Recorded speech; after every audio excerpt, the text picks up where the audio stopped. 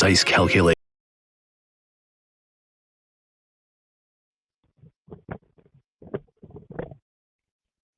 Bonjour à tous et à toutes.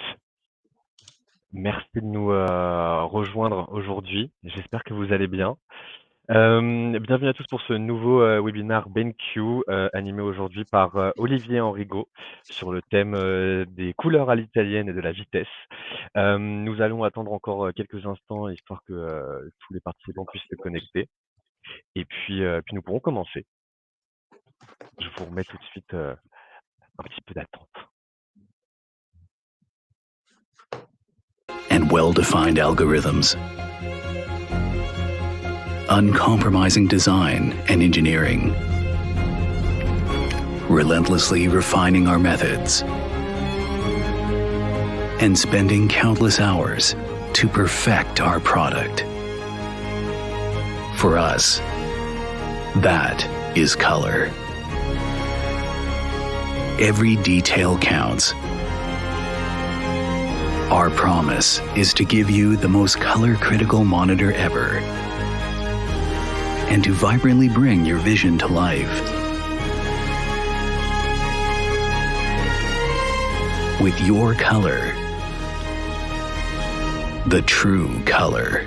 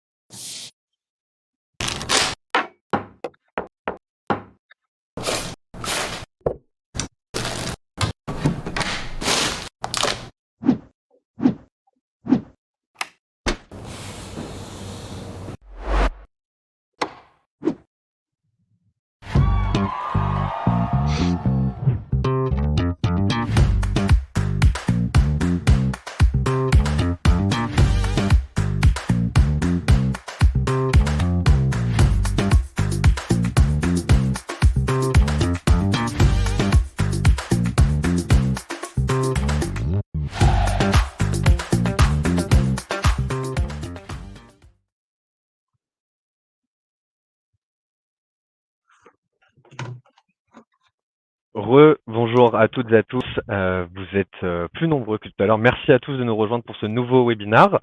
Je suis aujourd'hui accompagné d'Olivier Henrigot, photographe spécialisé dans la photographie de sport et qui nous fait le plaisir d'être avec nous aujourd'hui car il a capturé et pris des clichés du dernier MotoGP en Italie. Merci à toi Olivier d'être présent parmi Et nous ben, aujourd'hui.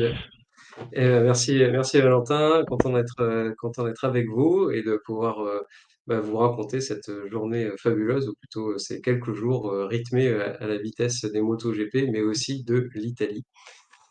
Donc, Euh, si tu veux, je te laisse continuer et après Très bien. je démarre. Parfait. Du coup, au programme ce soir, Olivier va vous présenter son périple lors du Grand Prix. On vous a également préparé un petit code promo, bien évidemment, chez BenQ.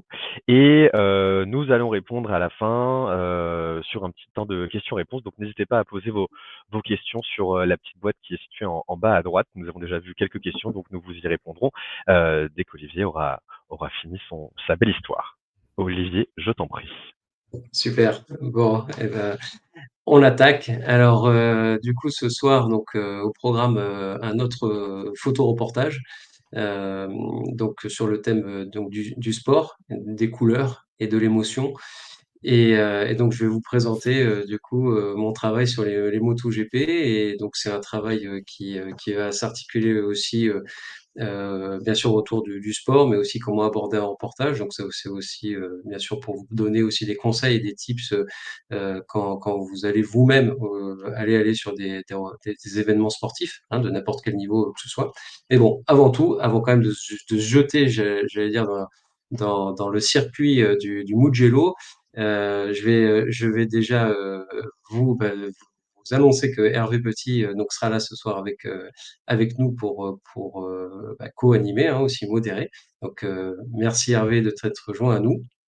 Voilà, Plaisir. Hervé, pour rappel, donc Hervé, du coup, m'accompagne dans tous mes projets, que ce soit pour les livres, hein, que ce soit Arctic Circle.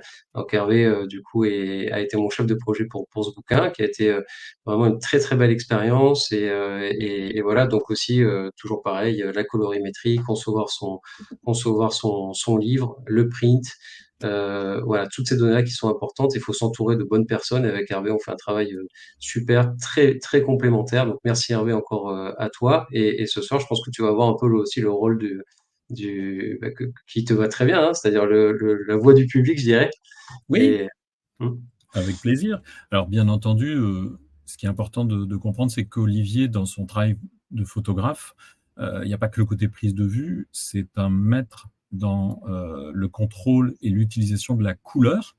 Et bien entendu, l'élément clé pour gérer la couleur, c'est l'écran. Et c'est pour ça qu'il a accepté ce soir de faire ce webinaire avec BenQ, puisque tu me confirmes, Olivier, bien les écrans que tu utilises.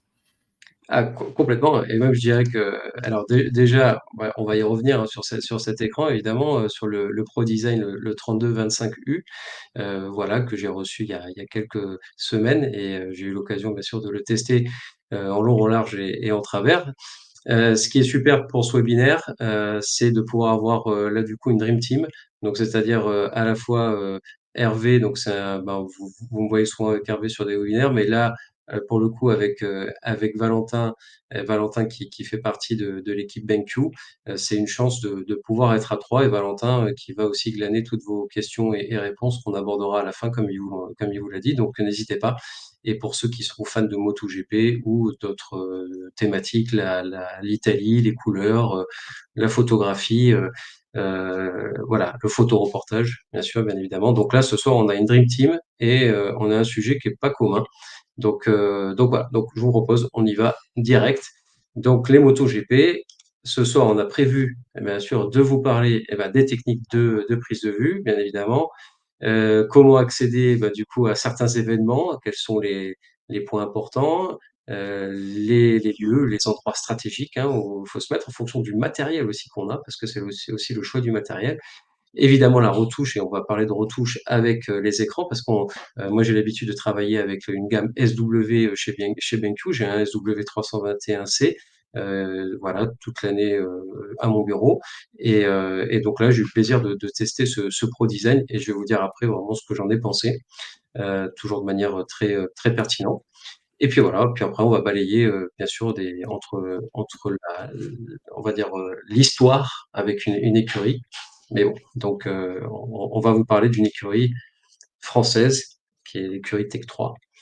Euh, voilà.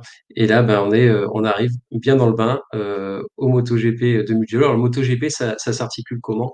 Ça s'articule du jeudi au dimanche. Et le jeudi, on a une journée un peu de découverte où on peut même aller sur le circuit. Donc, du coup, ben, vous voyez, voilà, j'ai rapidement pris un selfie pour montrer que je suis sur le circuit. Et on peut marcher sur tout le circuit, on peut prendre un vélo, on peut prendre ce qu'on veut. Donc, pour repérer le circuit, c'est juste génial quoi, en gros quoi, pour voir un peu dans quel virage, on va pouvoir plus shooter, qu'un autre et après vous allez comprendre un peu le rendu que ça peut avoir en photographie. Mais le circuit de Mugello en Italie, c'est le circuit d'Italie et c'est, aussi, la Toscane et pour ceux qui ne connaissent pas la Toscane, beh, allez-y tous les jours parce que la Toscane, c'est juste fabuleux. Un des endroits que j'adore et qui fera partie d'un de mes prochains slots pour les stages photo, que j'organise. Donc voilà, donc il y a des paysages fabuleux en Toscane et on vous en parlera d'ailleurs prochainement au mois de septembre parce qu'on fera un autre webinaire sur un focus nature en Toscane.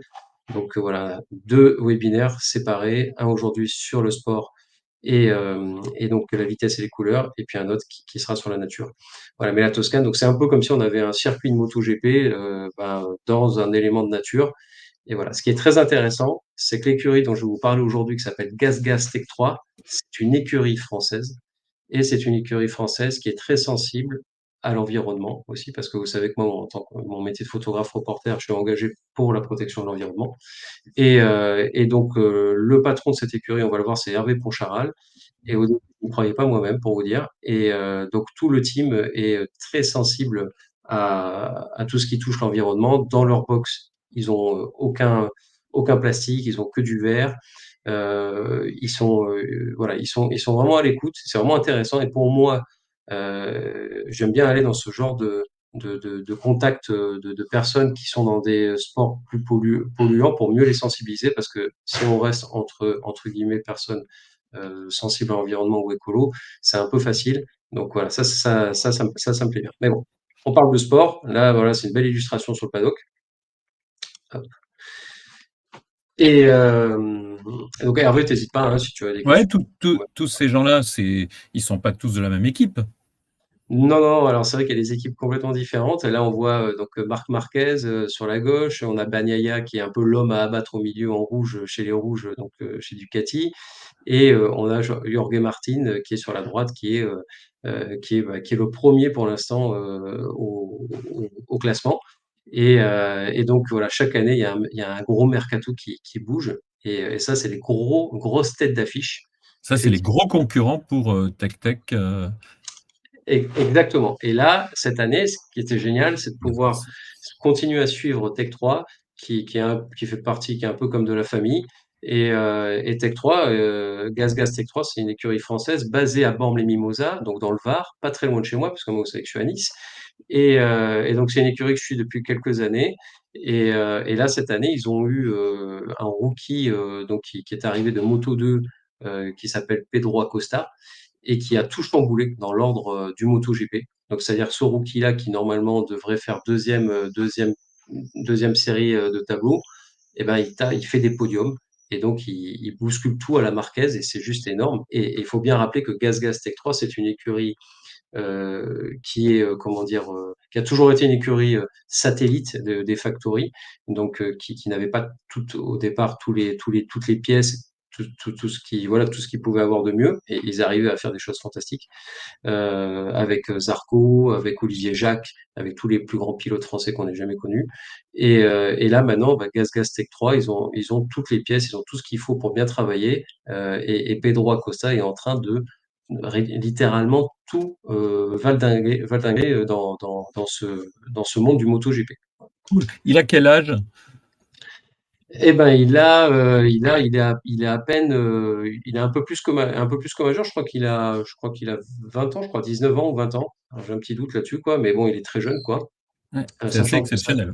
ah oui, oui, oui, oui. Sachant que il y a trois catégories en moto. Il y a la moto 3 qui est géniale parce qu'elle est très attractive et c'est à peu près les mêmes types de motos, donc ils se doublent, ils se redoublent et ça se joue toujours dans les derniers tours.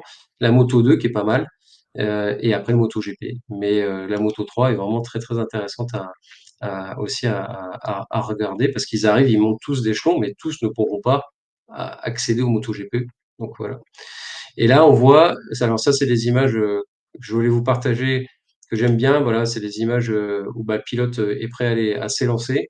Donc, il y a pas mal de concentration, de tension aussi quand même. Et donc là, bah, là, on est parti sur des machines qui vont faire du 340 dans la ligne droite, qui est la ligne droite la plus longue hein, de tous les circuits hein, sur le Mugello. Et là, là, on shoot généralement avec du matériel, pas que du téléobjectif, que vous allez voir, parce que le téléobjectif, c'est pour se rapprocher du sujet. Voilà. Euh, Ce qu'on peut dire, peut-être, Hervé, c'est la distance hein, aussi, hein, je pense, par rapport Ouais. au circuit. Là, tu es à combien de mètres de lui? T'es... Très près. Ah, je Ouais, suis t'es très près, très hein. près. Mm. Là, je suis très près, et puis du coup, là, je photographie au grand angle. Donc, c'est une optique que j'adore. Donc, ça peut être soit des 14-24, soit des 16-35. Là, par contre, là, c'est un 16-35 mm. Euh,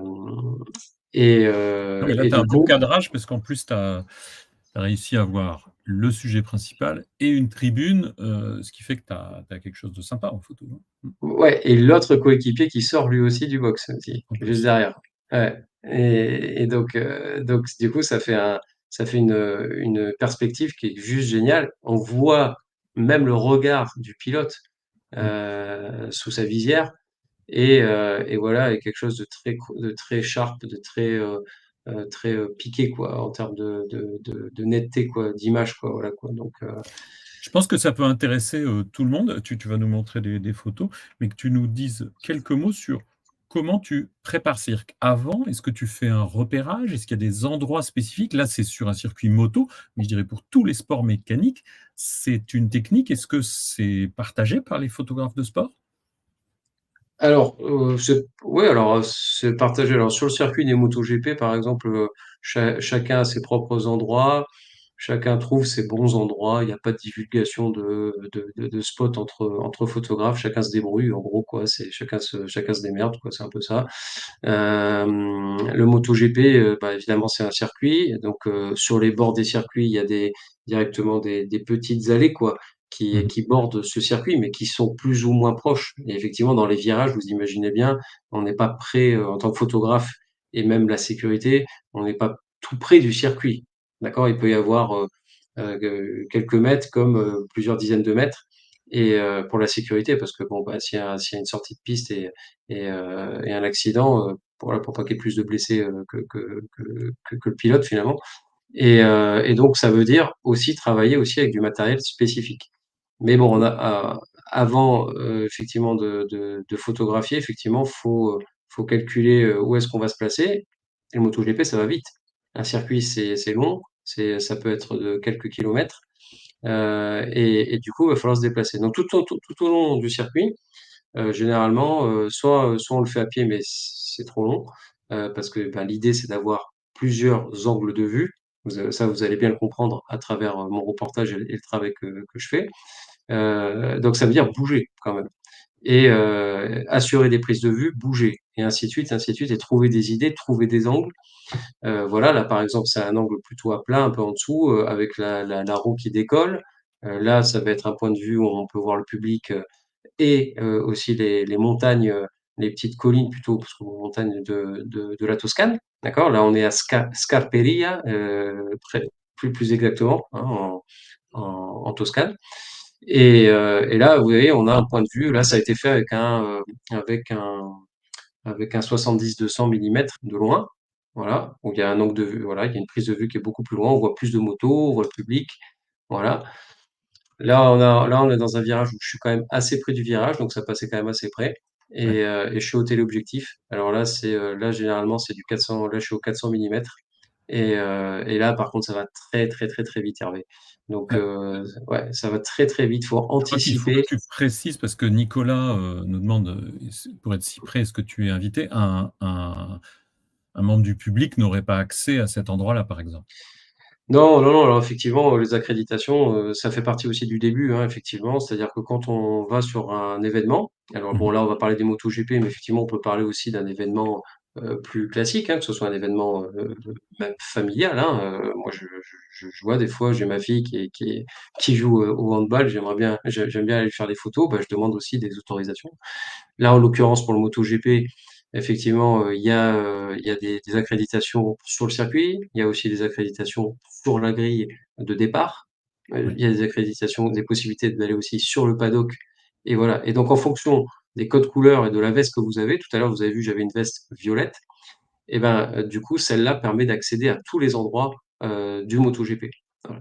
Et Et en donc, plus, tu es le photographe officiel de l'écurie de GasGas Tech 3. Voilà. Gas Tech 3, exactement. Exactement. Donc là, pour le Mugello, bah, effectivement, et quand je peux me déplacer avec GasGas Tech 3, bah, du coup, effectivement, je les aide en termes de photos, de contenu.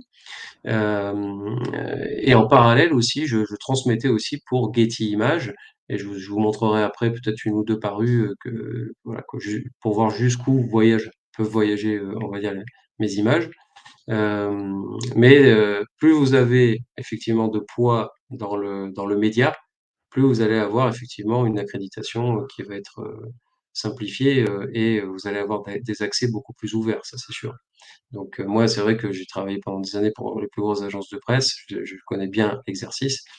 Bon, là, c'est vrai que en étant photographe pour Tech 3 et également de transmettre pour Getty Images, qui est quand même la plus grosse agence mondiale sur la planète, qui a dépassé Reuters, AFP et tout ça, qui sont déjà des très grosses cylindrées.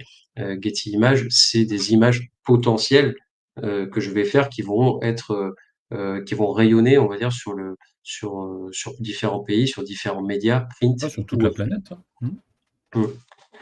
Donc voilà, donc là, là par exemple, c'est une image où on voit Pedro Acosta, qui est quand même très très très penché. Hein. Vous avez vu l'angle, c'est quand même fou quand même. Et là, c'est réalisé avec du téléobjectif. Le fait d'être aussi focus sur une écurie plus qu'une autre, bah, ça permet d'avoir beaucoup de temps vraiment, comment dire, très palpable, quoi, hein, finalement, dans la vie d'une écurie. Donc là, en gros, là, ce que je voulais vous partager, c'est vraiment comment se passe un GP au sein d'une écurie. Et là, c'était Tech 3. Donc là, on voit directement Acosta tout de suite qui fait son retour à son équipe. Voilà, en fonction de la moto, en fonction des réglages qu'il veut avoir.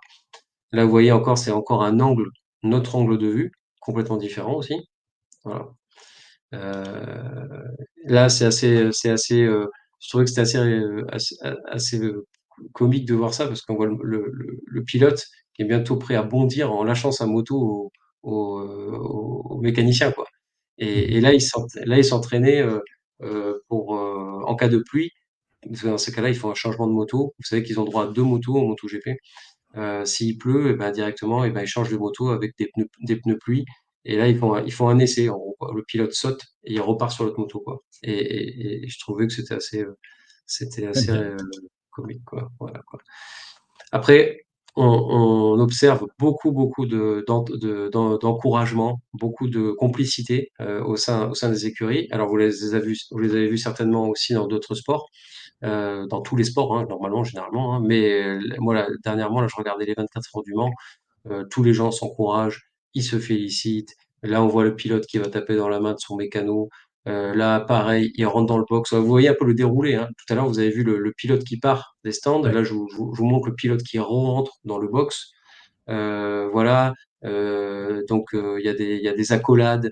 Voilà, c'est palpable, quoi. En émotion, c'est vraiment très intéressant, quoi. Et il y a aussi, on parlait des motos 3. Donc, les motos GP, on l'a dit, c'est la catégorie Rennes.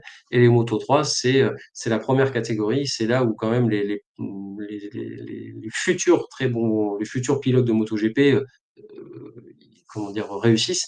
Et GazGaz Tech 3, en Moto 3, ils ont tout compris. Ils sont très très forts. Mais vous avez vu, là, les box sont beaucoup plus petits. Le pilote n'a qu'une seule moto.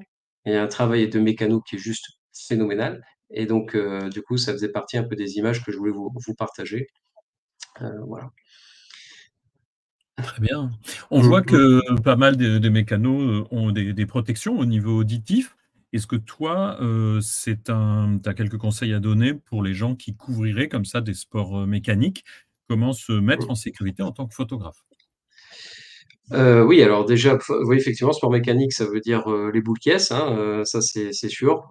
Voilà. Certains peuvent avoir des casques, mais bon, franchement, j'en ai pas vu beaucoup, tout ça. Mais les boules caisses, ça marche très très bien.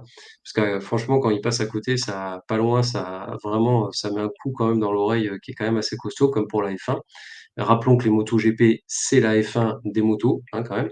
Que l'année prochaine, ils ont été, on va dire qu'il y a une société de communication, je crois qu'il y a Liberty, qui s'occupe de la F1, qui a racheté les droits du MotoGP. Donc le MotoGP va devenir de plus en plus attractif. Voilà.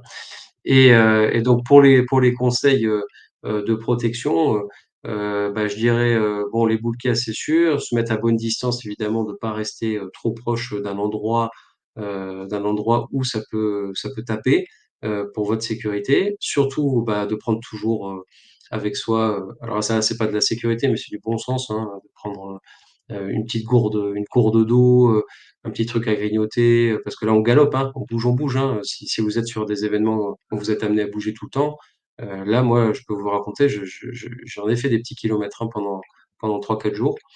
Euh, donc voilà, donc c'est du bon sens, mais quand même, faut pas attenter à sa vie pour du sport. Et, euh, et voilà. Mais le placement, c'est vrai que c'est hyper important, d'où le travail avec des téléobjectifs.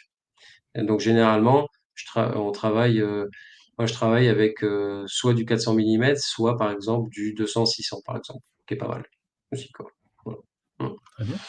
Là, on voit là, on voit une partie des staffs. Alors, c'est toujours mes photos, évidemment, que je vous partage, hein. Donc, moi, bah, les photos d'action, oui, j'adore ça. Mais moi, j'aime bien aussi mettre l'humain en valeur. Et les personnes qui travaillent dans l'ombre comme ça sont trop peu mises en valeur à mon goût. Et du coup, c'est pour ça que mon job aussi, c'est aussi de les immortaliser en train de travailler. Et ils sont à chaque fois tellement content et moi ça me fait tellement plaisir de pouvoir capturer vraiment des moments où ils sont dedans et après quand ils revoient leurs photos ils sont vraiment émus mais c'est vraiment ouais, ils sont très contents. En tout cas c'est vraiment pour moi c'est un cadeau que je peux leur faire et je suis super content pour ça. Là encore une fois on voit les codes couleurs aussi qui sont hyper importantes. Ça c'est vraiment très très important. Et donc Hervé Poncharal, voilà, avec Nicolas Guillon, et puis par exemple Adria qui est un data engineer. Et là vous voyez donc d'autres d'autres staff de Tech 3 qui bossent dans l'écurie. Alors il y en a, et voilà quoi. Alors on peut pas montrer non plus trop de photos de motos Hervé qui sont, je dirais, euh, Après, il y a des comment secrets dire. Ouais, d'écurie, bien sûr. et oui, parce Donc à qu'il y a chaque fois, des. faut que tu trouves l'équilibre entre ce que C'est tu ça. peux montrer sans dévoiler. C'est ça, exactement, parce que là, il y a des milliers d'euros de recherche de RD quoi, qui sont dedans, comme pour la F1. Et faut se dire que dans le tableau, le panel des pilotes, c'est tous des pilotes qui sont top hein, en MotoGP. Le Ouais. truc, c'est qu'en termes de machines, ils ont des machines qui sont certaines plus évolutives que d'autres. Et donc, c'est pour ça que la RD est hyper importante et secrète, comme on vient de le dire là-dessus. Alors le MotoGP, bah, c'est aussi évidemment des belles demoiselles, c'est ouvert au public aussi une partie le samedi. Voilà, donc c'est des photos qui sont complètement différentes aussi d'ambiance, hein, voilà. Euh, la photo de la grille, quoi, que j'adore moi, qui est géniale, quoi. La photo de la grille, c'est juste fabuleux, quoi. Ils sont tous concentrés. Là, vous voyez, dans les photos, dans cette photo-là, pour moi, vous avez beaucoup d'éléments, vous avez beaucoup d'informations, quoi. Le Mugello, circuit, on identifie où on est. Déjà, ça, Ouais. c'est hyper important. Euh, du coup, voilà, le pilote, les mécaniciens, comme tu disais tout à l'heure, le public. Mmh. Pour les sponsors de l'écurie, là, en plus, on peut identifier certaines des marques, donc ça fait partie aussi Mmh. de ton travail en tant que photographe. Ouais, ouais, tout à fait. Alors là, en plus, pour chaque année, il change. L'année dernière, il y avait des traînées du drapeau italien, c'était assez joli. Là, cette année, ils m'ont un peu eu, quoi, parce que j'attendais ça. Et finalement, ils ont envoyé trois chasseurs comme ça, voilà, quoi, tout simplement, quoi. Euh, donc bon, voilà. J'essaye de faire un peu le spectacle aussi à leur manière. Et puis là, on voit que le pilote va pas tarder à y aller. Il est Et concentré. voilà, tu vois toute l'attention dans son regard, euh, plutôt déterminé, je dirais, le garçon, quoi. Mm. Voilà. Et puis bon, après, évidemment, la variété des plans, c'est ça. C'est faire des plans plus larges avec le public, avec des fumigènes, faire des plans plus serrés avec Acosta. Alors après, si s'il y en a qui veulent, si certains utilisateurs ou participants aujourd'hui veulent savoir quelques tips par rapport au matériel, qu'ils n'hésitent pas. Parce que moi, tous les jours sur Instagram, sur les réseaux, on me demande quel matériel je choisis, voilà, quel est le meilleur matériel, quoi, en fonction de vos configs. Donc, bon, là, faut pas hésiter, hein, ce soir, c'est le bon moment, on est entre nous. De même que par rapport à l'écran, c'est très important parce que sur place, évidemment, je traite mes images comme je peux avec un laptop, mais après, au bureau, effectivement, j'ai beaucoup plus de plaisir à traiter mes images avec un écran, quoi. Et là, le Pro Design, d'habitude, j'ai utilisé un SW. Le Pro Design, je trouvais qu'il était très lumineux, très agréable. Donc c'est un 32 pouces aussi. Moi, je me mets à la place de n'importe quelle personne qui achèterait un écran, pour voir un peu les points forts, et s'il est agréable et confortable. Voilà, donc il a une belle dalle. Encore une fois, il est bien lumineux. Ça, c'est vraiment hyper, hyper agréable. On a C'est une toujours dalle la mo- mat aussi, hein, c'est ça? Ouais, c'est une dalle mat, rotative évidemment. On a le petit hoquet là, la petite boule là, le petit rond qui permet de régler ses propres petits setups, quoi. La Voilà, télécommande, ça c'est pratique. On a une recharge aussi par le câble USB-C qui est toujours là, donc ça c'est toujours très bien. Donc ça c'est très bien. Le 32 pouces, franchement, c'est un bel écran, quoi. Donc ça c'est vraiment bien. Donc on retrouve tous les bons ingrédients. Donc voilà, hormis que ici, on est sur une config qui va être une config plus orientée digitale, vraiment numérique. Et pour ceux qui, le cœur de leur métier se concentre sur ce segment-là, c'est vraiment, je pense, l'écran idéal pour eux. Les SW, on les connaît bien. Du coup, les SW, ils sont très forts pour aller jusqu'au print, jusqu'au tirage de photographies d'art, mais encore, en faut-il l'utilité. Voilà. Alors, il y a des questions de Nicolas qui demande, mais le matériel, comment tu le choisis puisque tu changes d'emplacement? Et en plus de ça, il faut que tu gères la vitesse. Donc, Euh, dans ton triangle de la photo, euh, comment tu te débrouilles? Est-ce que tu as des alors, conseils à donner? ouais, ouais, bien sûr, c'est une super question. Donc le matériel, de toute façon, le matériel, c'est pas compliqué. Comme j'ai dit, c'est un 16-35 et un 150. Là, c'était un 150-600. Ouais. Et sur place, il y avait des marques qui faisaient également des prêts de matériel pour tester du matos. Et donc, du coup, je me suis un peu amusé à repartir des fois sur du 400 mm à 2.8 ou du 200-600 à des ouvertures qui sont à 5-6, 6-3. Ok. Donc, du coup, c'est pas compliqué. Il faut osciller entre un grand angle. En tout cas, ça, c'est mon choix à moi, hein. Après, c'est comme mon choix, hein, je dirais, hein. C'est ma manière de travailler. C'est pas peut-être la méthode, mais en tout cas, c'est comme moi, voilà, comme je travaille. C'est un grand angle qui me permet d'avoir effectivement des prises de vue très wide angle et d'autres images très croppées, quoi, très Resserré. dedans, quoi. voilà, avec un téléobjectif. Et ce téléobjectif, il se situe généralement entre 400 mm et 600 mm. Donc là, en l'occurrence, ce que je pourrais dire à Nicolas, c'est quand je pars sur le circuit, je pars avec deux optiques. Voilà, avec une, c'est un grand angle et l'autre, c'est avec un téléobjectif. Mais j'ai pas autre chose parce que pourquoi? Parce que là, Oui. autour du circuit, il faut bien être mobile, quoi. Il faut bien se mouvoir.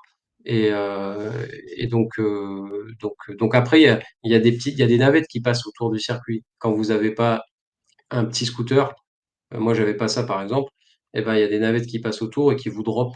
Voilà. Et donc il faut pouvoir aussi être flexible, quoi, pour pouvoir aussi rentrer dans ces navettes et tout de suite sortir et pouvoir shooter et bien connaître son matériel. Donc voilà. Donc, alors monter sur deux appareils, effectivement, sur deux boîtiers, tout à fait. C'est vrai que je l'ai pas précisé, mais moi je travaille tout le temps avec deux boîtiers, sauf évidemment pour de la photographie sous-marine ou autre chose et tout, mais je travaille toujours avec deux boîtiers. Voilà. Très Carrément. bien.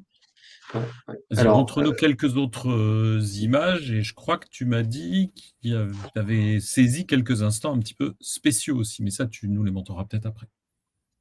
ouais, C'est pas ouais, mal bah ça. du coup, Bagnaia, donc qui est l'homme à abattre, ça fait deux années qu'il gagne au Mugello, donc c'est son Grand Prix, je dirais, quoi, hein, donc en tant qu'Italien. Pour moi, c'est très important, comme je disais, de, de, de, de, de montrer le cadre. C'est-à-dire, on n'est pas au Mans, on n'est pas en Espagne, on n'est pas sur un autre pays, on n'est pas en Asie, on est en Italie. Donc, c'est important d'aller chercher directement des codes couleurs, des logotiques, tout ça là-dessus. Donc là, je trouvais que c'était vraiment très sympa d'avoir ce damier un peu, ce drapeau italien derrière. Voilà. Après, voilà, il y a des angles de prise de vue qui sont recherchés aussi. Voilà, parce que là, déjà qu'ils sont penchés, alors la photo est un peu penchée aussi.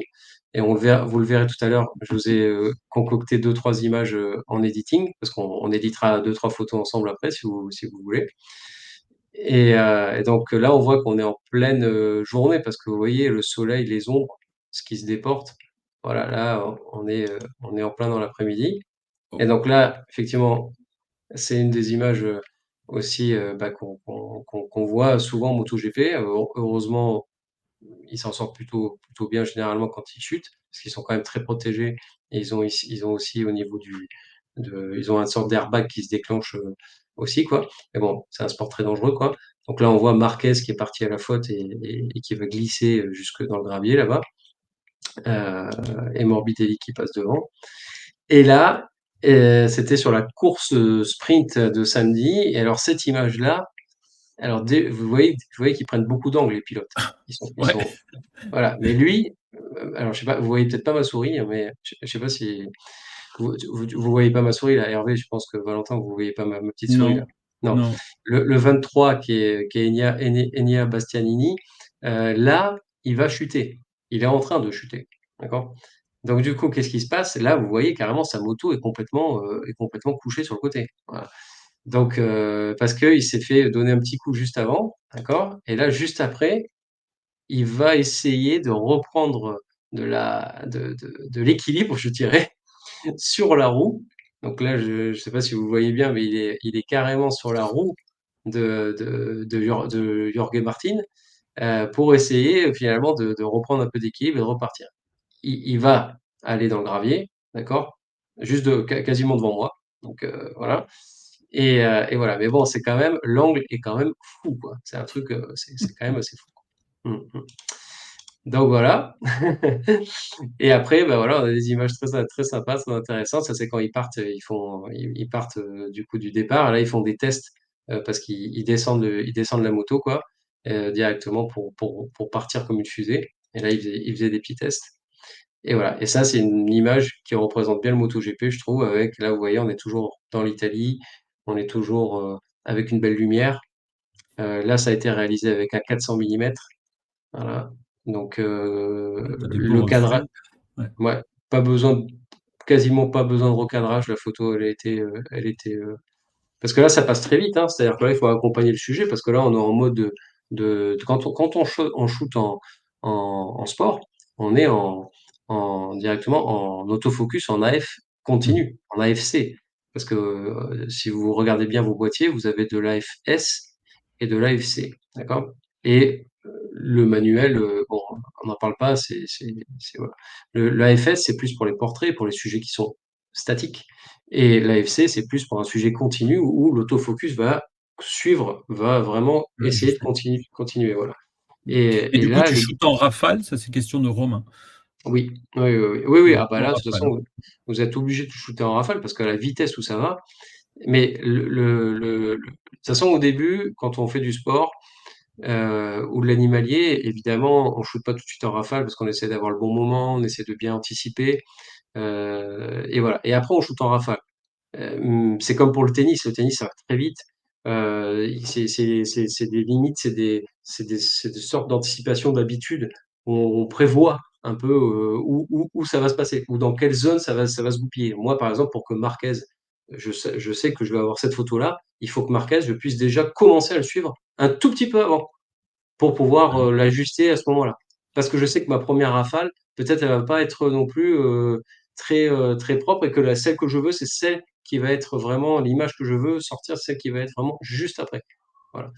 Et donc voilà. Après, il existe, du coup, Hervé, plusieurs types d'appareils photo. Chez Lumix, par exemple, on est sur des, Mhm. faut bien penser sur des obturateurs électroniques maintenant. Alors, soit vous avez des obturateurs mécaniques, soit des obturateurs électroniques. Et ce qui se fait plus souvent maintenant, c'est des hybrides, qui sont des hybrides plein format. Donc, chez Lumix, en obturateur mécanique, vous êtes à 7 images secondes, et en obturateur électronique, il faut 30 images secondes. D'accord. Chez Sony, ils sont arrivés là avec le dernier, je sais plus si c'est l'Alpha, je crois que c'est l'Alpha 9 3, il y a déjà l'Alpha 1 était déjà énorme avec 60 images secondes, je crois.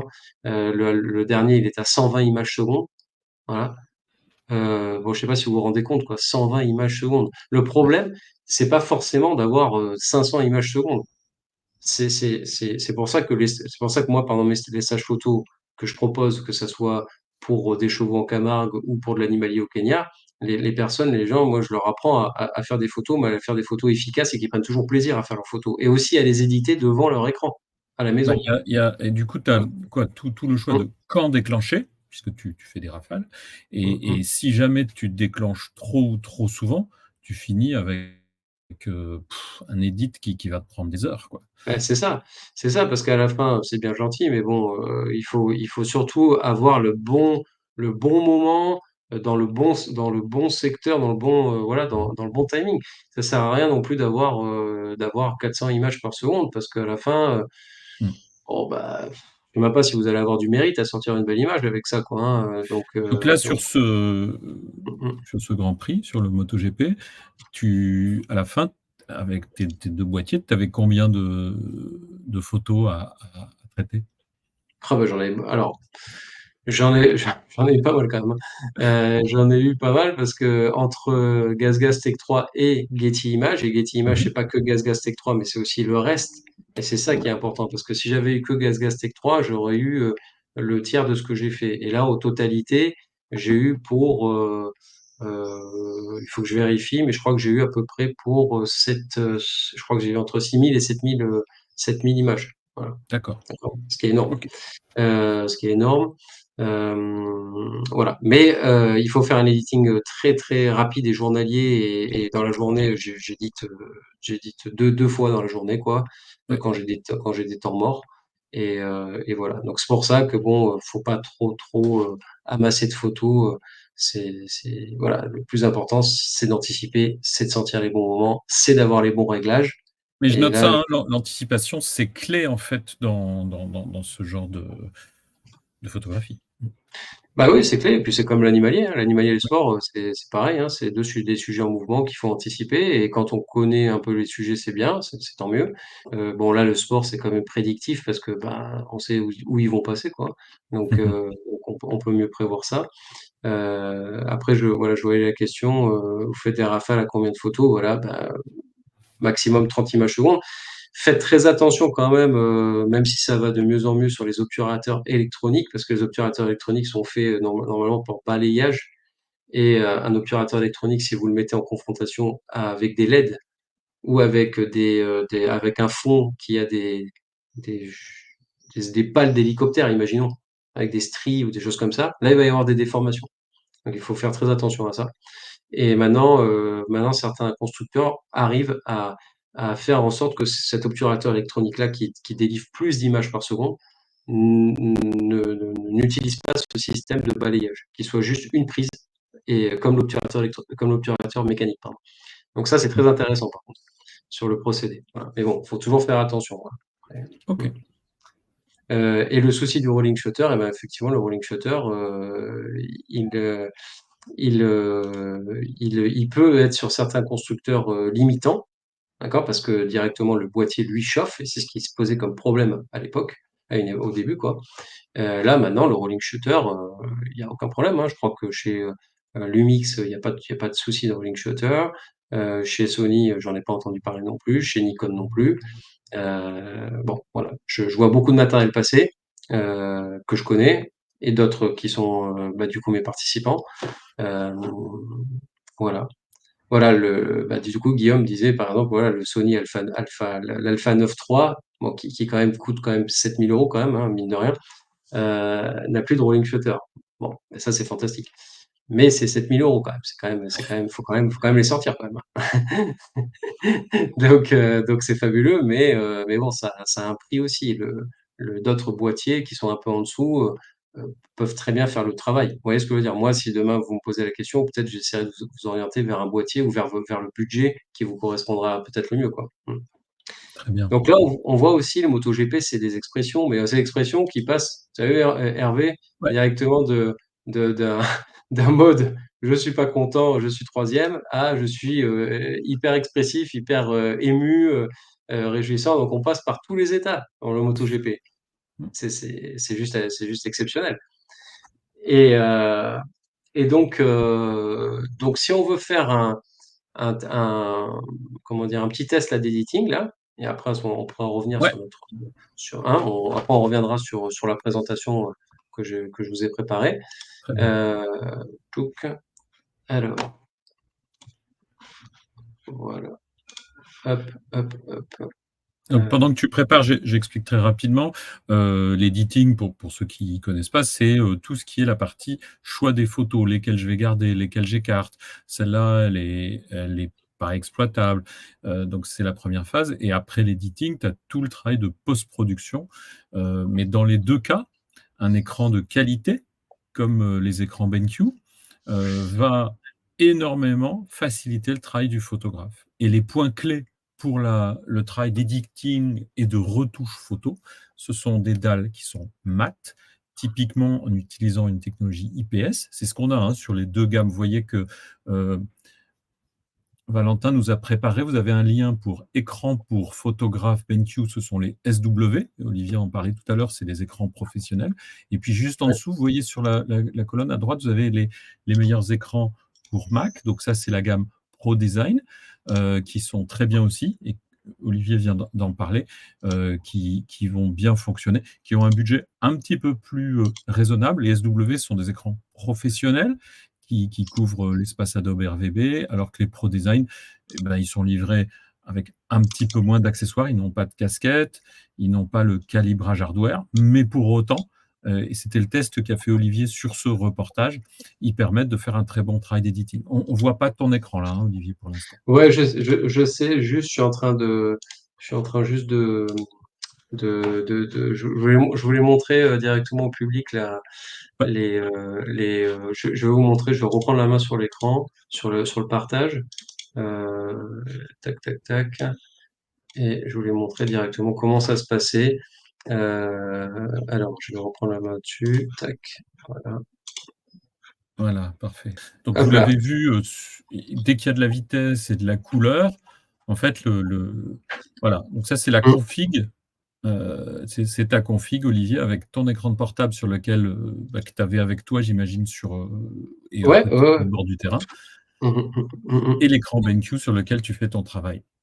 C'est ça, c'est ça, c'est ça. Donc, pour montrer un peu la liaison directe, et puis bon, voilà. Donc ça, c'est une partie de mon bureau. Voilà, pour vous montrer un peu le setup, c'est bien parce que c'est assez minimaliste quand même. On a un seul cordon, ça se recharge tout seul, c'est très pratique. Voilà. Après, il manque plus que vos disques durs puis en avant Guingamp, hein, comme on dit. Hein. Alors Alors là, le cordon, tu parlais de connectique, en mm, Thunderbolt ou en USB-C. Ce qui est très intéressant, c'est qu'il y a effectivement un seul câble qui permet non seulement de faire passer le signal, mais aussi de recharger le laptop. Le mm. portable d'Olivier, en fait, il est rechargé à travers l'écran BenQ. Et ça fait effectivement moins de spaghettis, même si tu aimes bien l'Italie. C'est ça. Et donc, alors, on va regarder ensemble. Si L'editing. vous voulez, si vous voulez, je vous montre un peu quelques photos, comment j'ai l'habitude de les éditer. Voilà, encore une fois, c'est un peu ma manière à moi, voilà, quoi, qui n'est que ma manière. Et puis après, peut-être qu'on pourra vous parler aussi parce que pour l'occasion, on a concocté aussi une offre pour ceux qui sont pas encore décidés ou qui aimeraient acquérir un écran. Et du coup, pour mon webinaire, du coup, BenQ a fait une offre avec un petit geste et tout. Donc Valentin, il nous en parlera après, juste après. Mais alors, pour l'editing, regardez. Donc, si on prend cette photo, donc tout ça, c'est des images brutes. Hein. Vous voyez bien mon écran là, hein, j'espère. Très Ouais. bien. Donc tout ça, c'est des images qui sont des images brutes au départ et qui sont voilà. Donc du coup, euh, ça au départ, bon là par exemple, c'est un fichier RAW, mais j'aurais pu shooter en JPEG à l'aise. Parce que bah, maintenant les fichiers JPEG, même s'ils sont compressés avec les bons réglages qu'il y a là, on pouvait faire quand même énormément de choses. Là, si on veut, comment dire, un petit peu, par exemple, là, moi, j'aurais recadré peut-être un peu là, directement. Hop, par exemple, comme ça. Après, qu'est-ce que j'aurais fait? J'aurais fait, alors si je lui demande un mode auto, lui, il va me sortir quelque chose encore qui est plutôt cohérent, ça va. Mais moi, je vais essayer quand même de déboucher un petit peu les ombres. Les hautes lumières ici, tout ça, bon, ça va. Là, vous savez qu'en plus, il y a des modes maintenant qui sont faits sur Lightroom qui sont très intéressants. Vous pouvez sélectionner que le sujet sans aller vous embêter dans Photoshop et tout. Donc, c'est quand même vachement pratique. Voilà. Donc, bah, du coup, là, il va nous faire une détection directement du sujet. Donc, on va voir si ça marche bien, d'ailleurs. Alors, roulement de tambour. Et ça marche plutôt bien. Voilà. Il nous a même sélectionné l'ombre. Là, directement, si on veut lui donner un petit peu de peps et tout, comme ça, ici, on est bien. Là, je vois que dans mes histogrammes, dans mes noirs, je suis bien. Dans mes blancs, c'est un peu moins bien. Mais bon, du coup, bah, je vais voir un peu ce que je peux faire à ce niveau-là. Et alors, là, vous voyez directement mon écran noir avec mes blancs qui apparaissent. Et je vais essayer de pas trop tirer non plus parce que là-haut, je vois que sinon, là, ça va exploser. Donc, je préfère rester plutôt cool là-dedans. Euh, voilà. Tac. Là, on a nos couleurs qui sont plutôt pas mal. Alors, pour ceux qui veulent faire un effet comment dire, encore plus péchu, quoi. Vous pouvez aller sur de la clarté si vous voulez ou pas. Hein, après, ça, voilà. Bon, généralement, moi, j'en abuse pas trop, franchement, parce que déjà, qu'il y a déjà du gain. Là, pour moi, ça me suffit amplement. Puis après, c'est des particules, quoi, qui sont, c'est un peu, pas que ça soit trop non plus trop sharp. Et ça, par exemple, bah, c'est une image, je pense que je la laisserai un peu comme ça, quoi. Voilà. Donc là, on a bien débouché les noirs, les ombres. Et là, bon, bah, par exemple, ça me fait une belle image, quoi, là, sur mon écran. Sur mon écran, ça sort super bien, quoi. Donc, je suis plutôt content de ça. Là, on parlait de la distance avec les motos. Bah, là, si ça lève comme ça, c'est que ça va vite à la sortie. Là, on n'est pas à côté. Et là, vous voyez directement les specs. Et ça, je voulais vous les partager aussi parce que quand on Mhm. parle de réglage, c'est vous partager mes réglages sur le terrain. Donc là, on est sur un 400 mm à 2.8 avec un choix de 3002 au 3200e, parce que ça va très vite. D'accord? C'est peut-être même un peu haut. J'aurais peut-être même pu me mettre au 2000 ou 2500e, allez. Et une ouverture de 3.2 avec 250 ISO. D'accord? Donc là, ce qu'on peut faire, c'est si on veut, soit on peut la faire comme ça, soit directement, on peut directement essayer. Voilà. Et là, on va voir un peu ce que ça donne. Voilà. Donc là, on va le faire rapidement, hein. Je rentre pas trop dans les détails, mais bon, c'est juste pour vous montrer un petit peu après le rendu. Hop, voilà. Là, on est pas mal. Ça servirait même pas trop de trop lui enlever, lui enlever des noirs, parce que sinon après l'image elle va être complètement trop exposée, quoi. Donc après ça sert à rien. Donc moi je dirais que je la laisserai plutôt comme ça. Si j'ai envie de déboucher un peu, je débouche comme ça, et encore que. Et voilà. Et là, ça me paraît plutôt pas mal. Après, pensez bien aussi que vous avez ici les gains et les luminances aussi. Et si on lui met par exemple 90-10, c'est pas déconnant, quoi. Et là, directement, avec un 32 pouces, quand je commence à zoomer comme ça, bah, je peux vous dire, là, je vois si mon image elle est bien ou si elle est pas bien, ça c'est sûr. Donc, euh, donc voilà. Après, on peut même jouer avec les contrastes aussi. Ça, c'est l'autre image que je voulais vous partager. Celle-là ici, euh, qui, elle, bah, du coup, on a des ombres portées sur le sol. Voilà. Donc là, on va voir un peu qu'est-ce qu'on peut faire avec tout ça. Hop. Alors, celle-là, on pourrait la. Alors, soit celle-là, on peut même la quadriller sur deux pilotes, hein, si on veut, hein. Mais bon, l'intérêt, c'est d'avoir les trois pilotes, je pense, vraiment. Sinon, on pourrait faire ça, par exemple. Vous voyez? On pourrait rester sur du deux pilotes, et ça ferait joli. Sauf que Marquez, il nous intéresse, hein, parce que Marquez, lui aussi, il, il chamboule tout le système. Voilà, pour ceux qui suivent le MotoGP. Enfin, ça m'intéresserait bien d'ailleurs de savoir dans nos participants qui suit le MotoGP d'ailleurs. Ça, je suis très curieux, très Ouais. curieux de ça. Et Dites-nous, et n'hésitez pas, vous, par le chat, vous pouvez nous dire si c'est un sujet qui vous intéresse et si vous suivez les compétitions de MotoGP. voilà, tac.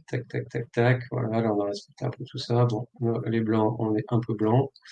Et là, c'est important aussi, voilà, d'avoir un écran quand même qui est quand même bien calibré, de bonne facture, pour pas que ça parte dans n'importe quoi. Et, euh, et voilà. Donc là, ça me paraît plutôt pas mal. Ça me paraît plutôt pas mal. Là, c'est encore un peu blanc ici, je trouve. Alors, tu as au Tac. moins 6 On ou va 7 laisser. personnes qui sont qui suivent beaucoup, et même Catherine, qui Ah est ouais. commissaire technique au GP du Mans. Oula! Ah bah dis donc. Bah, en tout cas, très content de vous avoir parmi nous. Euh, tac. Voilà. Donc là, par exemple, bah, on peut dire que assez rapidement, cette photo, voilà, elle est intéressante, on peut l'exploiter. Euh, voilà. Donc là, pareil, en termes de spec, on est au 2500e. Vous voyez, tout à l'heure, je vous avais parlé de 3002, que j'étais un peu trop haut pour moi. 2005, c'était très bien. F11. Donc là, en ouverture, on devrait quand même être assez large pour être net d'une manière un peu plus large et diffuse. Sauf que là, on s'aperçoit que même à F11, il n'y a que Jorge Martin qui est net. Et ici, derrière, les vibreurs ici, parce que derrière, ils sont même flous, quoi. Donc voilà, ISO 1250, et là, on est avec un objectif qui est un 200-600 à 5.6-6.3. Donc là, il faut faire attention, évidemment. Pourquoi? Parce que euh, 5.6-6.3, ça veut dire qu'on n'a pas une optique très lumineuse. Un 400 à 2.8, ça va piquer beaucoup plus qu'un 200-600 à 5.6-6.3. Un 400 mm à 2.8, déjà, c'est un beau bébé, c'est un beau caillou, hein, en termes de téléobjectif. Et donc, c'est très piqué et il coûte beaucoup plus cher. D'ailleurs, si vous regardez, vous regardez le comparatif de prix entre les 400 mm à 2.8 ou les 200-600, qui sont des objectifs, des télézooms très variables, on peut pas, de 200-600, avoir un truc fantastique. Donc voilà. Donc le 400 mm à 2.8, moi j'ai commencé avec des objectifs comme ça chez Nikon à l'époque, avec un 200-400 ouverture à 4 qui était fantastique. Euh, voilà. Mais bon, voilà, 200-600, ça marche bien quand même. Et là, on voit bah, directement. Alors là, si on veut se permettre quelque chose d'un peu plus, quelque chose d'un petit peu plus dur, là j'ai mis un peu plus de clarté. Et là, vous voyez que tout de suite cette photo. Alors là, en termes de couleur aussi, c'est pareil, hein. C'est-à-dire que là, en termes de couleur, vous savez qu'on peut on peut tout choisir, hein. Si on veut transformer le rouge en orange, On peut transformer GasGas Tech 3 en couleur verte, hein, si on veut, il n'y a pas de souci. Là, en termes de saturation, de couleur, le rouge, il me convient très bien. Et ce que je vois sur mon écran, sur le Pro Design, il me va très bien aussi. Donc, je vais pas trop m'amuser à toucher trop ça. Si le visage d'Acosta, il est un peu rouge, et encore que, je trouve pas, je laisserai comme ça. Donc là, j'ai bougé quelques paramètres. Mais vous voyez déjà, si dans les réglages, vous êtes bien au début, si vous avez un bon écran derrière qui suit, ça va très vite. Voilà. Et c'est agréable. Par contre, si vous n'avez pas tout ça qui est dans le bon ordre, bah, ça risque de pas être aussi agréable, quoi. Mm. Ah, c'est un point clé en photo numérique, d'avoir un écran qui soit fiable au niveau des couleurs. Et oui, et puis surtout, regardez les specs. Regardez. Là, on est au 250e à 5.3. Donc, on a bien une zone de netteté qui est sur Acosta et qui est avec un 5000 ISO. Donc 5000 ISO, on monte quand même pas mal en ISO quand même. Et là, vous voyez le zoom, je pense, que je suis en train de faire. Ouais, ouais. Voilà, donc là, si je voudrais vraiment très bien faire, eh ben, j'équilibrerai directement les gains avec directement la luminance et je pourrais peut-être gagner un petit peu plus en termes de lissage, quoi, de netteté et de lissage, quoi, sans que ça soit trop lissé, quoi. Vous voyez. Là, si je fais un avant, bah d'ailleurs, on n'a pas fait, Hervé, un avant-après. Eh ben, Ah, montre-nous. voilà, Voilà. voilà. Là, on a un avant-après. On a quelque chose qui est un peu plus soutenu, on a une image qui est un peu plus punchy, je dirais. Et plus lisible. Voilà. Si on part sur directement, hop, le frère de Marquez, bah, directement là, on voit où est-ce qu'on a gagné, quand même. Bah oui, tous les détails Voilà. dans le casque ouais, qu'on n'avait pas autrement. Et puis, tu as Ouais, bien ouais, débouché les ombres. exactement. Voilà. Bon, là, là, c'est pas, là, ça révolutionne pas, mais bon, c'est ce qu'il fallait faire.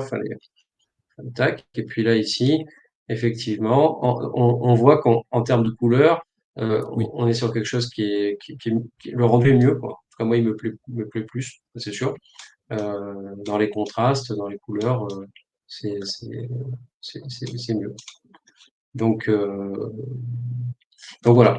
Donc là, voilà, j'ai pris quelques images comme ça pour qu'on puisse faire ensemble quelques tests rapides et vous partager un petit Très peu ma bien. manière de travailler, quoi, mes process, quoi. Voilà, quoi. Hop. Je Alors, suis conscient du temps, il est 19h02.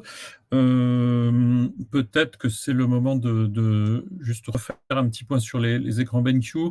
Donc, vous voyez en bas de votre écran, vous avez deux gammes, la gamme SW dont on a parlé et la gamme Pro Design ou la série Design View. Sur les deux gammes, il y a une offre spéciale de 10% de remise avec un code qui s'appelle BenQ Olivier. Qui vous permet, et du coup, si vous êtes tenté, hein, il n'y a pas aucune obligation, bien entendu, mais si vous êtes tenté de voir ce que ça vous permet d'économiser, ça peut être sympa. Et vous avez dans les liens sous la tête d'Olivier, vous avez 3 liens, Weblink, écran pour les photographes, BenQ, donc ça c'est la gamme SW où vous pourrez avoir toutes les specs et plus de détails. Et bien entendu, c'est là où vous pouvez ensuite aller regarder et utiliser votre code pour la remise. Ensuite, les meilleurs écrans pour Mac, ce sont les Pro Design. Et puis, pour d'autres webinaires BenQ, si vous voulez les suivre, voir des webinaires qui ont été joués précédemment, le troisième lien, c'est pour ça. Voilà. ouais. Donc, Et n'hésitez pas même après ce webinaire et notre soirée, à me contacter par Instagram, où généralement c'est ce qui se fait le plus souvent. Si vous avez des questions, si vous avez des hésitations sur du matériel, que ce soit sur du matériel photo, sur le choix de l'écran, pour savoir voilà, si vraiment par exemple ce Pro Design il est adapté à vos besoins ou si c'est plus un autre écran BenQ. Donc n'hésitez pas, c'est vrai que maintenant ça fait quand même quelques années que j'ai la chance d'être expert pour BenQ et d'avoir testé beaucoup d'écrans. Et voilà, ils ont tous des spécificités et des destinataires différents, quoi. alors, Ouais. Et là, on voit montre toujours encore la ligne. quelques images avant la session questions-réponses. Ouais, bah, je vais vous montrer quand même. Après, le but quand même d'un reportage, c'est quand même Bah oui, la victoire quand même, bien sûr. ou des expressions. Donc là, bah, là, c'est encore Bagnaia, une troisième année consécutive Mmh. qui remporte ce Mugello. Donc là, on voit à l'arrivée, tac, on a les trois motos qui sont les trois premiers. Dans les deux premiers, qui sont des Ducati, avec les deux pilotes de la marque Ducati, donc Bagnaia et Bastianini. Et on voit bah, Jorge Martin qui arrive troisième et qui se fait consoler, quoi, je dirais. On le voit un peu, hein, là, il n'est pas, même avec ses lunettes, on sent que bon, il n'est pas super content. Et donc après, bah, évidemment, le sport, c'est des jubilations. On l'a vu, des déceptions avant, mais c'est des jubilations. Et là, on voit Bagnaia qui s'éclate. Et, euh, et, et donc, euh, et donc là, la photo, voilà, qu'il faut ne pas rater. Alors, c'est pas les photos les plus compliquées, ça là. Et après, généralement, ça se transforme. Là, la vidéo, je crois que je sais pas si elle pourra se jouer. Alors, je sais pas pourquoi c'est celui-là de PPTX qui est passé. Alors, c'est pas grave. Et donc après, bah, évidemment, à la fin, on a le champagne. Et ça, c'est toujours sympa. Ça fait toujours des images très chouettes. Donc, euh, donc voilà. Et puis ça, c'est directement quelques articles qui sont parus après dans différents pays, que ce soit des pays sud-américains. Voilà, ça c'était sur des sites. Voilà. Alors après, je vais essayer de voir quand même si j'ai pas voilà, qui est là ici. Et avant qu'on passe aux questions-réponses, et ben, du coup, je vais vous laisser quand même aussi cette petite photo aussi de fond qui inaugurera le prochain webinaire aussi au mois de septembre sur la Toscane et ses merveilles. Voilà, on sera sur la nature. Merci beaucoup, Olivier, pour ce beau moment et ces belles explications. J'ai, du coup quelques petites questions, à te poser qui ont été, posées tout au long du webinaire. Notamment, une question qui est: depuis combien de temps, tu es photographe de sport? Et c'est une question de Guillaume qui nous a été posée, au début. Alors, bah, ça fait depuis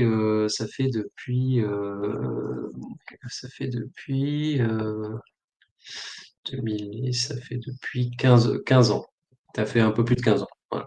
Un peu plus de Et qu'est-ce 15 qui t'a ans. poussé à arriver dans ce milieu, dans le sport?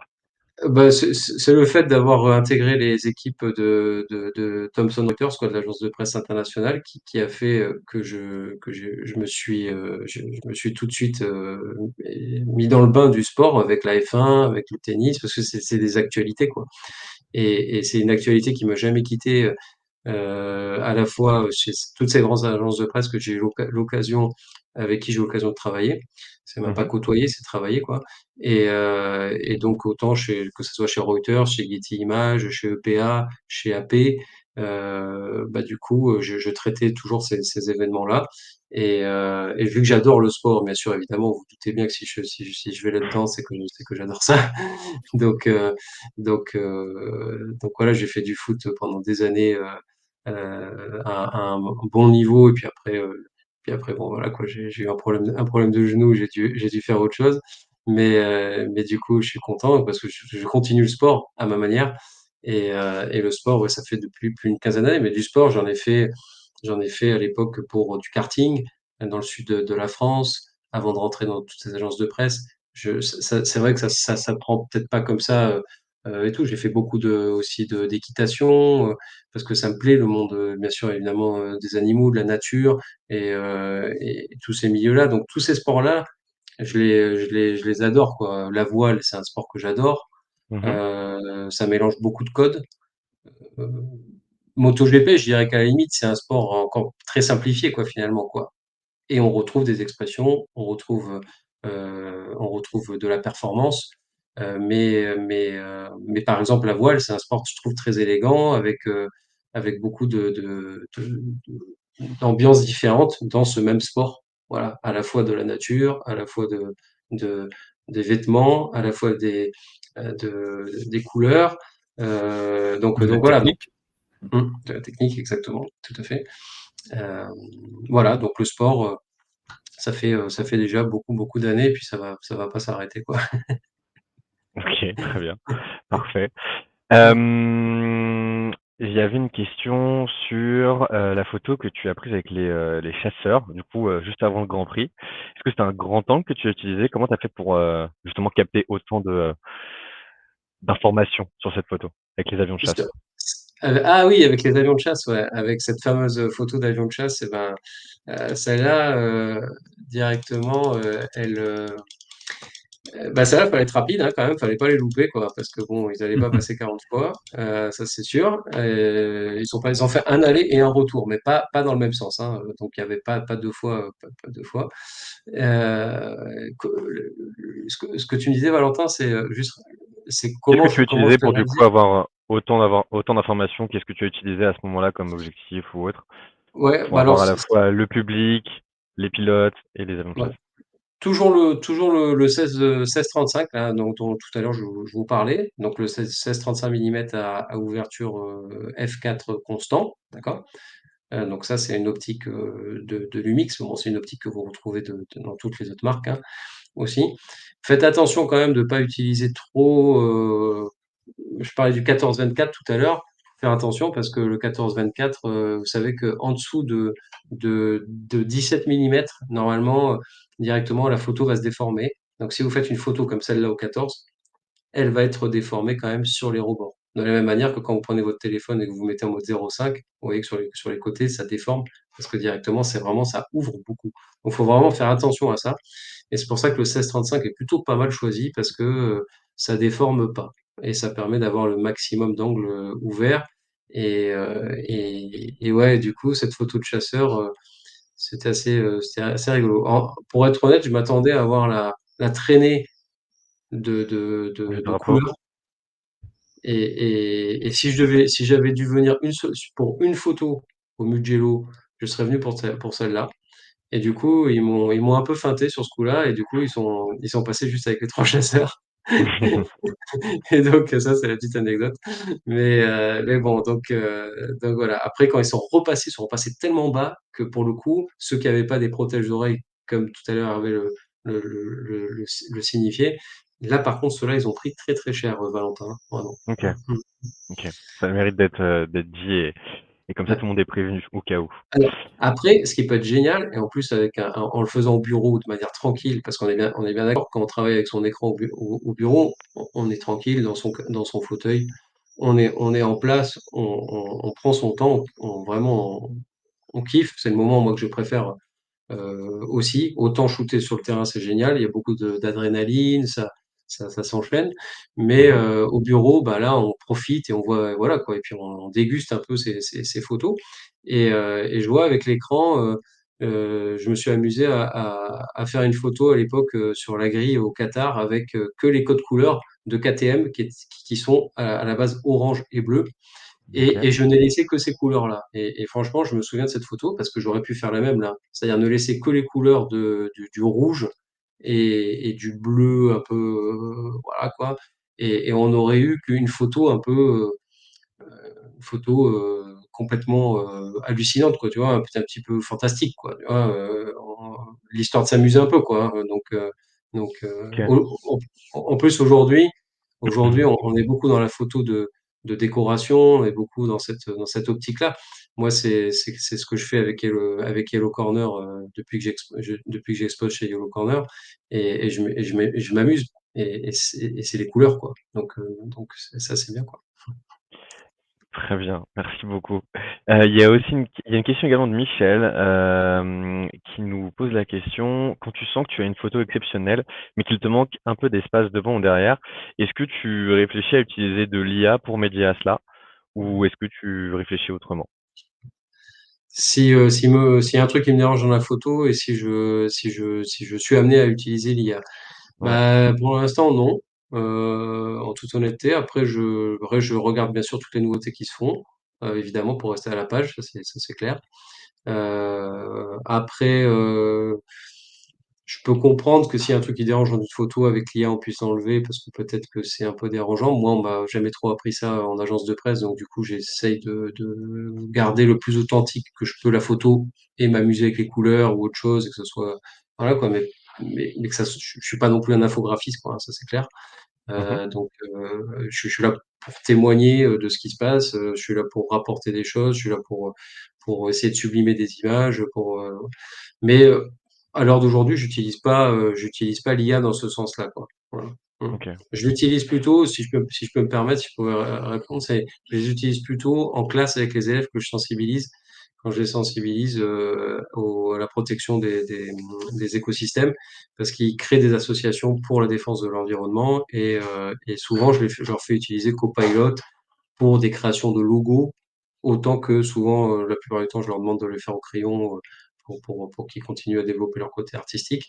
Mais voilà. Donc l'IA, pas trop, quoi. Mm. OK, Mm. très Mm. bien, très clair.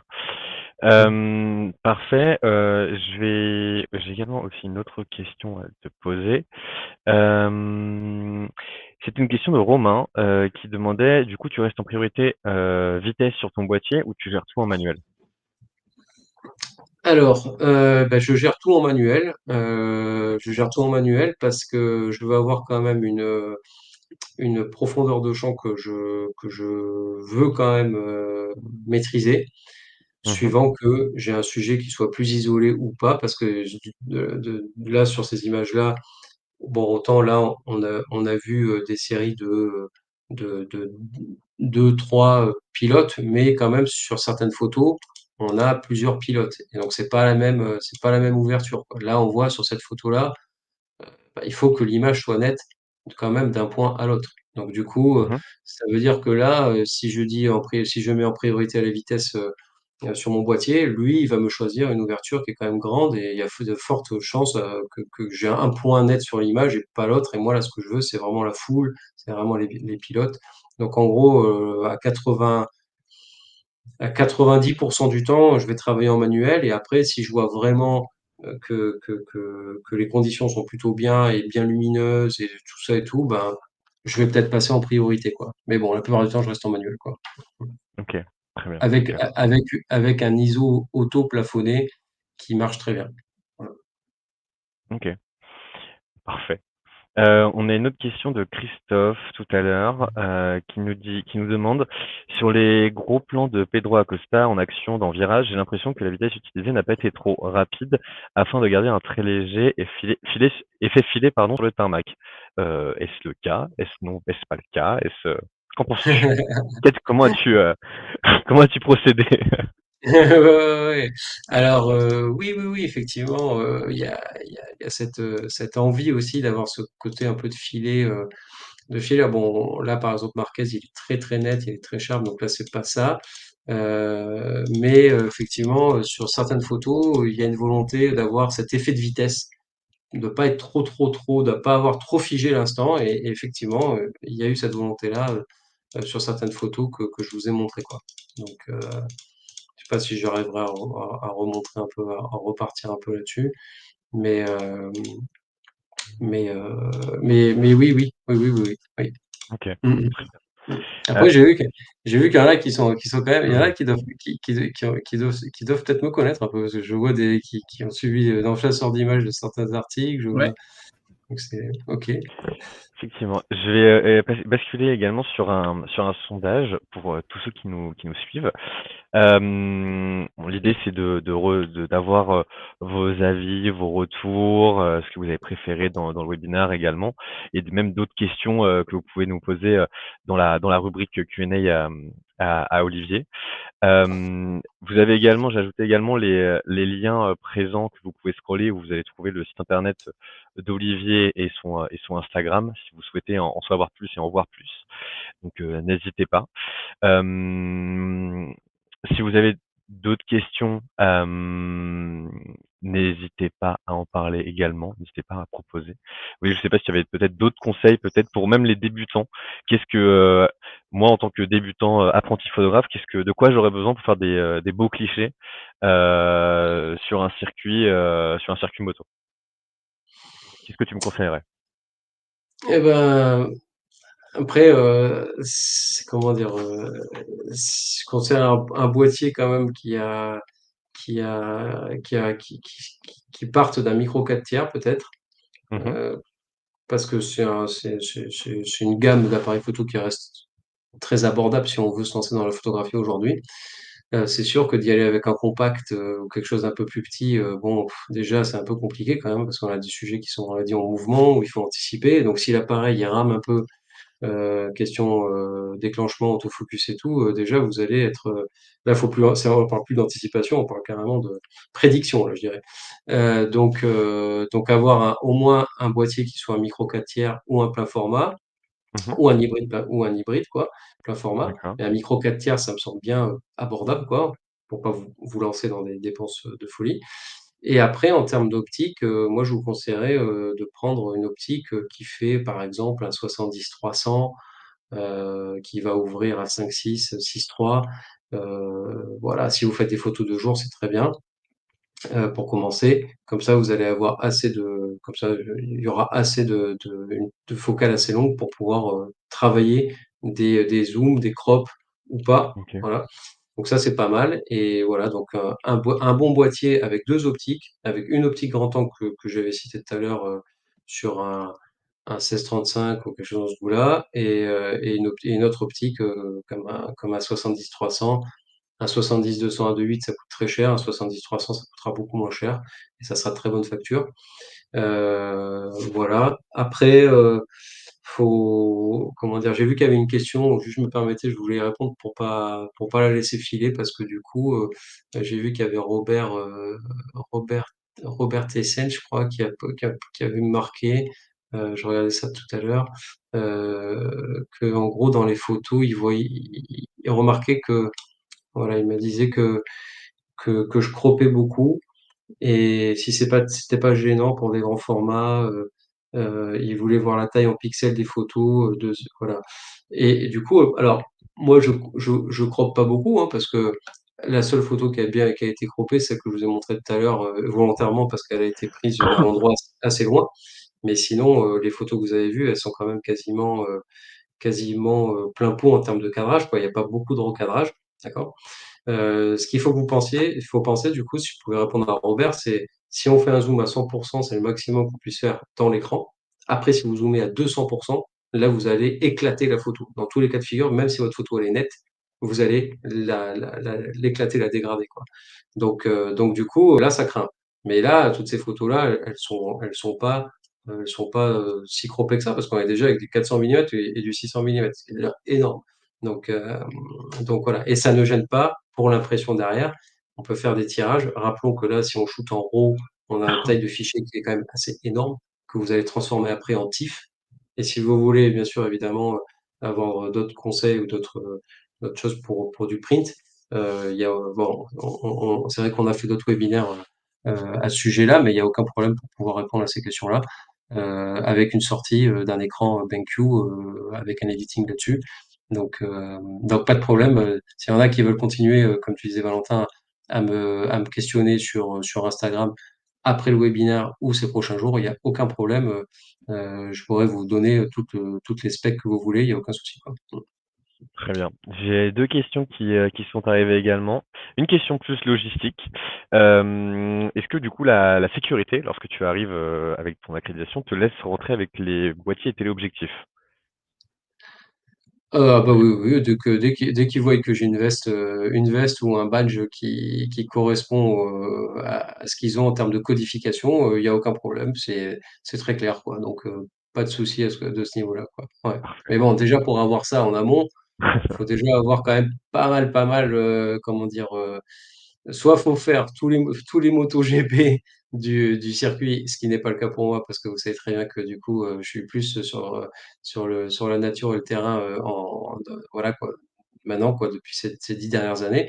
Mais je garde toujours quand même, plaisir à y retourner et à toujours essayer de sensibiliser tout le public et pas qu'une partie du public, qui m'est acquise, mais plutôt aussi d'autres qui ne le sont pas, quoi.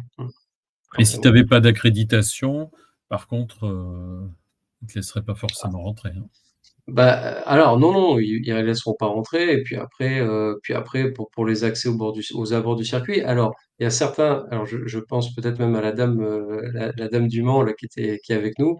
Il y a certains endroits du circuit avec un téléobjectif qui doivent être, comment dire, exploitable pour des Mmh. photographes qui sont spectateurs et qui s'adonnent à la photographie, d'accord?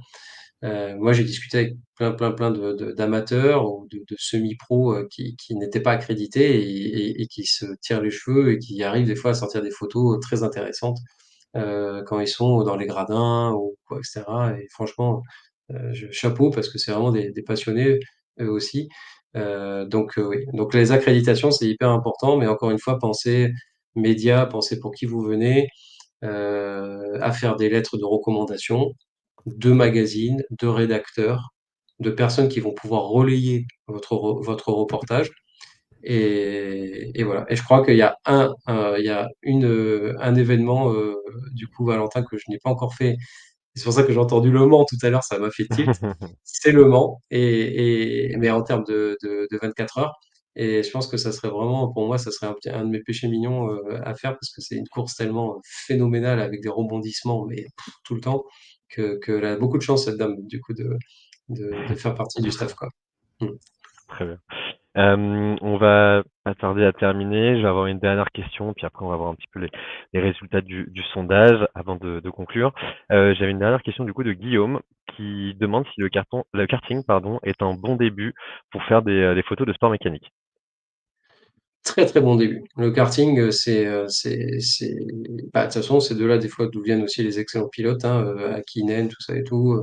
C'est un très, très bon très, très bon exercice. Mais vraiment, vraiment. Moi, j'en ai fait pendant des années, je me suis régalé. Voilà, il y a des fois, il y a des dépassements. Faut toujours se mettre à hauteur du sujet, par contre, hein. Donc là, pour le coup, des fois, bah, ça incombe de se mettre à genoux, voire des fois même à plat ventre, mais en restant en sécurité quand même. Ça, par contre, oui, c'est vrai qu'il faut faire quand même attention parce que sur des circuits qui sont moins axés, qui sont moins importants, entre guillemets, la sécurité y est, mais quand même, vous êtes quand même garant de votre propre sécurité. Faut quand même faire gaffe. Mais ouais, le karting, c'est très bien. Je sais pas qu'est-ce que je pourrais donner comme conseil sur le karting, si la personne veut quelques conseils là-dessus. Mais, en termes de photographie sportive, il y a vraiment des choses canon à faire, quoi. Vraiment, quoi. Très bien, parfait. Je pense qu'on a fait. Ah, Catherine qui nous dit quelques endroits permettent de shooter au téléobjectif. La majeure partie du circuit du Mans dispose de 2 rangées de grillage. Une grande chance de voir la course de l'intérieur, mais l'interdiction de prendre des photos lorsqu'on est en poste. Voilà, pour ton Mm. information, Olivier, sait-on jamais. Euh, Très bien. Merci à tous. Donc, bon, du coup, je vois que le sujet d'aujourd'hui vous a plu. Donc, c'est très gentil à tous d'avoir participé à ce webinaire. Également, concernant ce qui a été préféré, les conseils, les images, bien évidemment, la partie un peu plus editing qui a été dévoilée. Donc, merci pour ça, Olivier. Et effectivement, ça nous donne aussi une jolie ouverture pour notre prochain webinaire, dont tu vas nous dire quelques mots concernant la nature et du coup ce qui se passera en septembre avec toi. Ouais. Ben oui, on partira au mois de septembre. On communiquera la date avec Valentin voilà quoi, dans quelques temps. Donc du coup, j'en ai profité pour sillonner bah, les très beaux villages de la Toscane, Pienza, Montepulciano et des agriturismos magnifiques avec des chevaux, avec différentes ambiances. Et donc du coup, ben, je vous proposerai cette thématique, ce sujet-là. Et là, encore une fois, bah, on va parler de la couleur, on va parler d'endroits magiques que certains peut-être connaissent, que d'autres découvriront. Et encore une fois, bah, une manière d'éditer peut-être un peu différente de la photographie sportive, pour le coup, avec un travail plutôt, je vais dire, sur les contrastes, des choses un peu plus épurées. Donc on verra ça voilà au mois de septembre et aussi des images de drones parce que nous sommes beaucoup et vous êtes beaucoup à utiliser des drones aujourd'hui avec une législation qui permet de faire des images de drones. Voilà, donc il y aura des images de drones que j'ai réalisées et je pourrais vous partager aussi bah, comment ça s'est passé en Italie. Voilà, pareil, mes réglages, si ça vous intéresse. les angles de vue, les moments dans la journée, très important. Voilà quoi. Je vous partagerai toujours cette histoire, mes histoires de photo-reportage. Et je suis extrêmement content à chaque fois de le faire avec vous, quoi. Parfait. Mais en tout cas, merci beaucoup Olivier. N'hésitez pas à suivre Olivier, bien évidemment, sur les réseaux. Et si vous souhaitez lui poser des questions, il sera bien évidemment présent pour vous y répondre. En attendant, j'en profite également pour vous dire que la promotion sur les écrans que vous voyez en bas sur les écrans pour photographes et designers a lieu jusqu'au 26 juillet prochain. Donc, voilà, n'hésitez pas à poser des questions si vous en avez besoin. Et on voit Olivier qui fait un travelling sur le BD32 25U. Merci beaucoup. Et puis voilà, je vous souhaite une très belle soirée. Et merci encore Olivier pour ton temps et pour ce travelling également. Merci à vous, merci Valentin, merci beaucoup. Hervé. À bientôt Merci les amis. beaucoup. À bientôt. Au Au revoir. À la revoir. prochaine. Salut.